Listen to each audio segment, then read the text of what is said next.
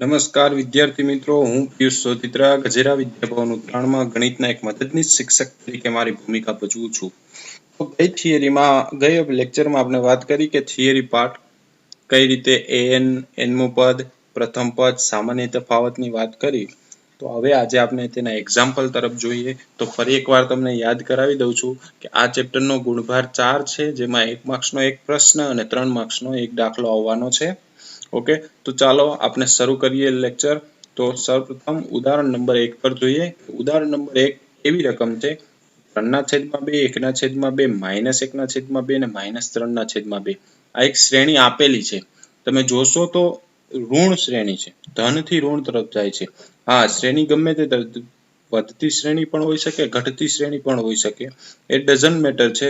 પરંતુ આપણે અહીં એવું કીધું છે કે આ શ્રેણી માટે પ્રથમ પદ અને સામાન્ય તફાવત મેળવો. ઓકે, તો ચાલો શરૂ કરીએ. પ્રથમ પદ એટલે શું કહેવાશે? a. તો a બરાબર 3/2 લખી દીધું છે. ઓકે, શ્યોર છો? ચાલો આગળ વધીએ.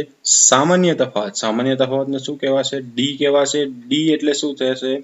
a2 - a1 એટલે બીજા પદમાંથી પહેલું પદ બાદ કરવાનું. તો બીજું પદ છે 1/2 અને પહેલું પદ છે 3/2.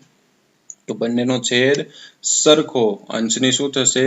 બાદબાકી. તો 1 માંથી 3 જાય તો -2 અને છેદમાં પણ મળ્યા 2, તો 2 ઉડી જશે એટલે વધ્યા -1. તો સામાન્ય તફાવત કેટલો છે? -1. એટલે એનો મતલબ એવો થાય છે કે 3/2 માં તમે -1 ઉમેરશો એટલે 1/2 આવશે. 1/2 માંથી -1 કરશો એટલે -1/2 આવશે. -1/2 માંથી -1 કરશો એટલે -3/2 આવશે. આ રીતે શ્રેણી વધતી જશે. શ્રેણી સમાંતર કીધેલી જ છે, પરંતુ આપણે માત્ર પ્રથમ પદ અને સામાન્ય તફાવત. હવે ઘણા વિદ્યાર્થીઓને પ્રશ્ન થાય કે સર, અમે બીજામાંથી પહેલું પદ બાદ કર્યું, એવી જ રીતે શું ત્રીજામાંથી બીજું પદ બાદ કરી શકીએ? તો હા, તો પણ તમને જવાબ -1 જ મળશે.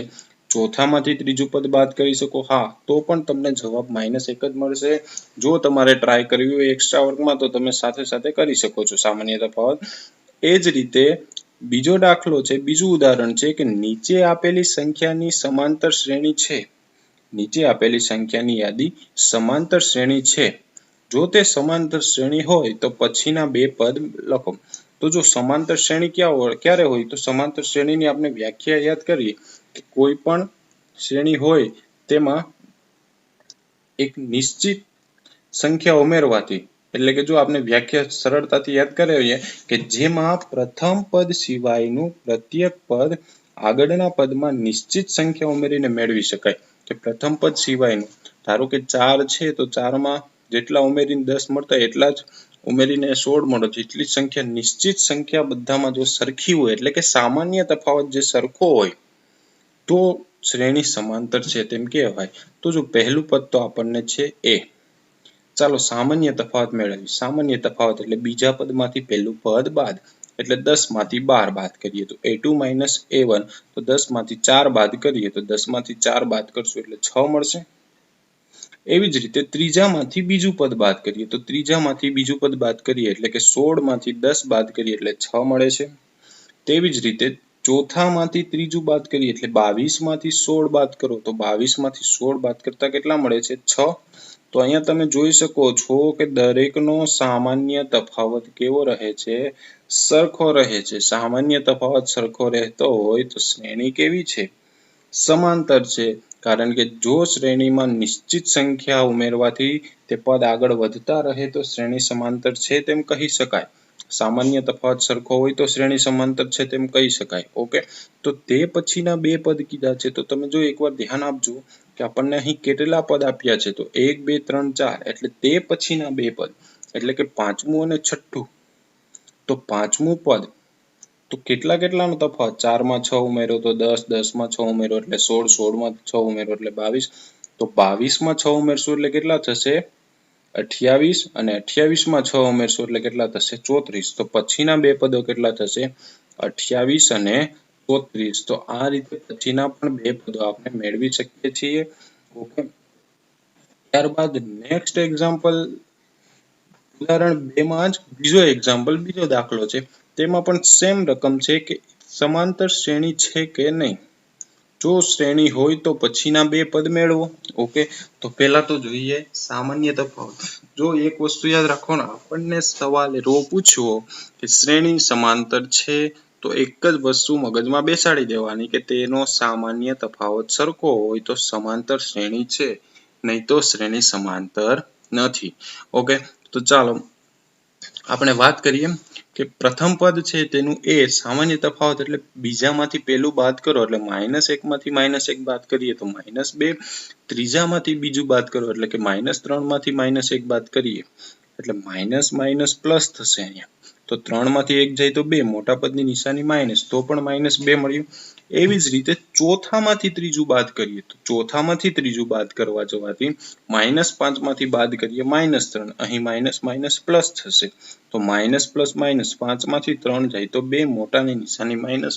તો તમે જોઈ શકો છો અહીં દરેકનો તફાવત કેવો છે? સરખો. સામાન્ય તફાવત સરખો છે. હા, તો શ્રેણી કેવી છે? સમાંતર શ્રેણી છે. સમાંતર શ્રેણી છે તો શું? તો પછીના બે પદ મેળવો.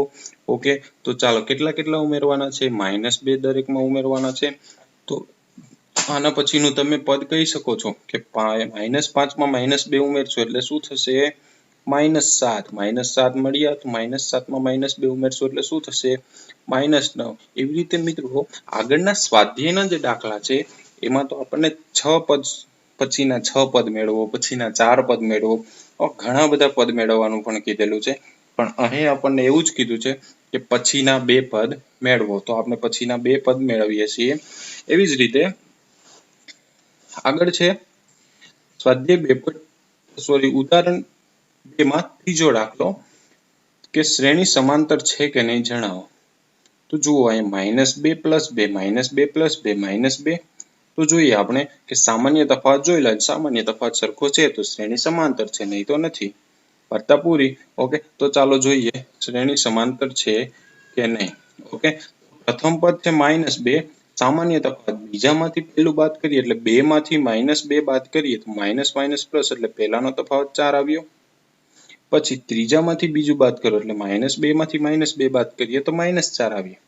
તો જો તફાવત સરખો છે? નહીં, અહીંયા +4 છે અને અહીંયા -4 છે. તફાવત સરખો નથી, તેથી શ્રેણી સમાંતર નથી. ઓકે, તો ડાયરેક્ટ આપણે જો શ્રેણી સમાંતર હોય તો બે પદ મળે ને, શ્રેણી સમાંતર જ નથી. ઓકે, તો પછીના બે પદ મેળવવાનો કોઈ પ્રશ્ન રહેતો નથી. ઓકે, તો હવે આપણે આજે અહીં અટકાવીએ. આજે આપણે અહીં અટકાવીએ છીએ કારણ કે હવે આપણે નેક્સ્ટ લેક્ચરમાં સ્વાધ્યાય 5.1 પહેલેથી શરૂ કરશું. પરંતુ તમને આજે મેં બેઝિક ખ્યાલ આપ્યો છે કે શ્રેણી સમાંતર છે કે શ્રેણી સમાંતર નથી તેનો સંપૂર્ણ ખ્યાલ મેળવવાનો છે. અને સાથે સાથે અહીં ગજેરા વિદ્યાભવન દ્વારા તમને ઘર બેઠા ગૂગલ ક્લાસરૂમના માધ્યમથી ઓનલાઈન શિક્ષણ જે આપવામાં આવી રહ્યું છે તે પૂરી નિષ્ઠાથી અને પૂરી ઈમાનદારીથી ગણજો. આ બધા જ પ્રયત્નો તમારા માટે થઈ રહ્યા છે. તો તમે કઈ રીતે તમારું બેસ્ટ આપો છો તેનો પ્રયાસ તમારે કરવાનો છે. અને કોરોનાની મહામારીમાં તમે ઘરમાં રહો, સુરક્ષિત રહો. Thank you.